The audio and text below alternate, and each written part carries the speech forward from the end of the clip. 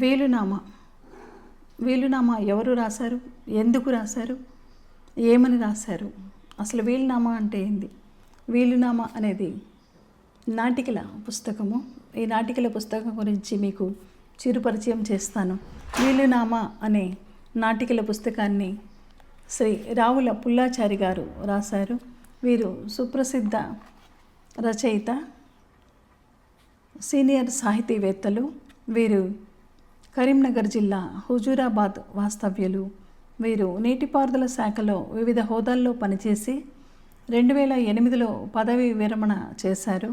అంతకు ముందు నుంచే వీరు సాహిత్యంలో సుప్రసిద్ధులుగా పేరు పొందారు. కవి, కథకులు, నాటక రచయిత, విమర్శకులు, వ్యాసకర్తగా ఎన్నో సుప్రసిద్ధమైన రచనలు చేశారు. బెత్తెడు జాగా అనేది వీరి కథా సంపుటి, వాళ్ళిద్దరూ అనేది కవితా సంపుటి, నాలోకి అనే వ్యాసం వారు ప్రచురించారు. వీరి సాహితీ సేవలకు గాను అనేక ప్రభుత్వేతర పురస్కారాలన్నింటినో పొందారు. ముఖ్యంగా వీరు రాసిన రచ్చబండ, మనసు చెక్కిన శిల్పం నాటికలను అప్పాజోసుల విష్ణుంబోట్ల కందాళై ఫౌండేషన్ వారు తమ కథ నాటికల సంకలనంలో ప్రచురించారు. ఇప్పుడు ఈ బెత్తెడు జాగా అనేది తాజాగా వెలువరించిన నాటికల పుస్తకము.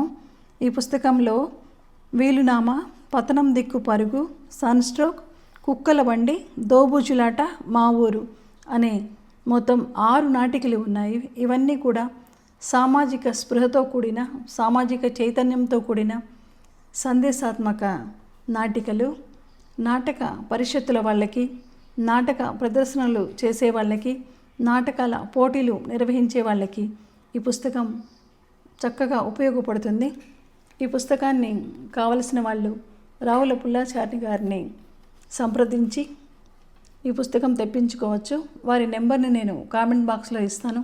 తప్పకుండా వేలునామా అనే పుస్తకాన్ని కొనుగోలు చేయండి, రచయితలను ప్రోత్సహించండి.